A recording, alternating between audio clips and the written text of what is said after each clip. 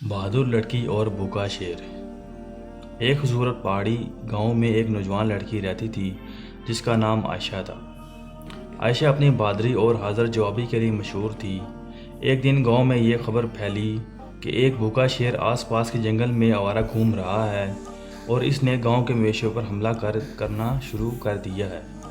گاؤں کے لوگ خوفزدہ ہو گئے اور انہوں نے اپنے گھروں میں رہنے کا فیصلہ کیا، لیکن عائشہ نے سوچا کہ اس کا سامنا کرنا ضروری ہے ورنہ گاؤں کی زندگی مشکل ہو جائے گی۔ عائشہ نے اپنے والد سے اجازت لی اور جنگل کی طرف روانہ ہو گئی۔ اس نے اپنے ساتھ کچھ گوشت اور پانی لیا تاکہ شیر کو آرام سے پاس بلا سکے۔ جنگل میں کچھ دور جانے کے بعد عائشہ نے شیر کو دیکھا جو درخت کے نیچے بیٹھا ہوا تھا۔ اس کی آنکھوں میں بھوک اور تکلیف تھی۔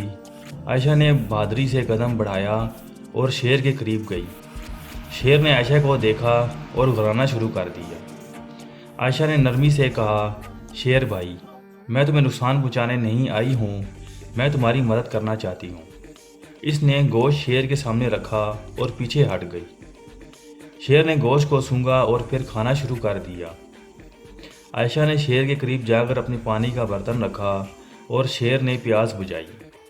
کچھ ہی دیر میں شیر کا مزاج نرم ہو گیا اور وہ عائشہ کو دوستانہ نظروں سے دیکھنے لگا۔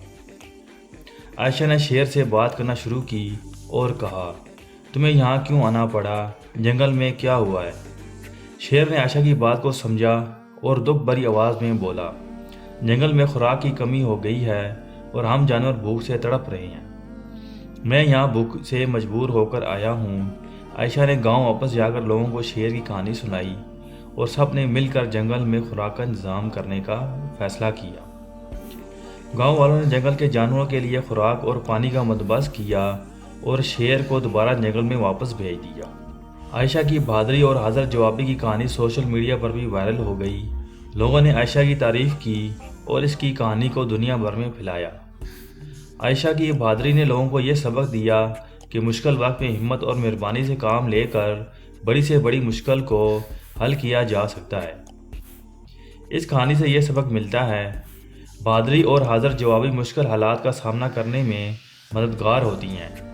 ہمیں دوسروں کی مدد کے لیے ہمیشہ تیار رہنا چاہیے اور اپنی مہربانی سے دنیا کو بہتر بنانا چاہیے۔